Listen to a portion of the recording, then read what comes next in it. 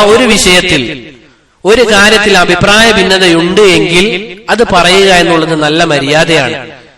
അത് പറയുക എന്നുള്ളത് നല്ല മര്യാദയാണ്. അല്ലേ സഹോദരങ്ങളെ? നമ്മുടെ നാട്ടിലെ പല ഫിത്നകൾക്കും കാരണം എന്താണ്?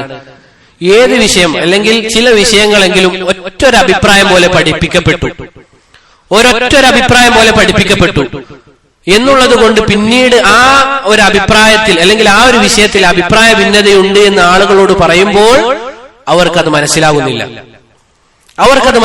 എന്താണ് ഇതിനുള്ള കാരണം?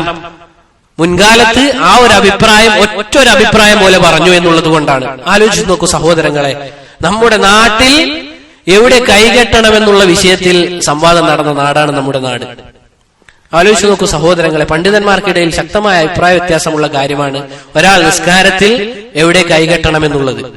ആ വിഷയത്തിൽ സംവാദം നടന്ന നാടാണ് നമ്മുടേത്. അഭിപ്രായ ഭിന്നതയുള്ളതിൽ വിശാലത കാണിക്കുക എന്നുള്ളത് അതൊരു ഫിഖ്ഹ് പഠിക്കുന്ന വിദ്യാർത്ഥിക്ക് ഉണ്ടാകേണ്ട മര്യാദയാണത്. ഇനി നമ്മൾ മറ്റു വിഷയം പറയുകയാണെങ്കിൽ ഫോട്ടോഗ്രാഫി പോലുള്ളത്, അതാദ്യം എങ്ങനെ പഠിപ്പിക്കപ്പെട്ടു? ഒരൊറ്റൊരഭിപ്രായം പോലെ നമ്മുടെ നാട്ടിൽ പഠിപ്പിക്കപ്പെട്ടു. അങ്ങനെ അത് ആളുകൾ മനസ്സിലാക്കി പോന്നപ്പോഴാണ് ആ വിഷയത്തിലുള്ള അഭിപ്രായ ഭിന്നതകൾ പിന്നീട് പഠിപ്പിക്കപ്പെട്ടത്. പക്ഷേ അത് പറഞ്ഞപ്പോൾ എന്തായി?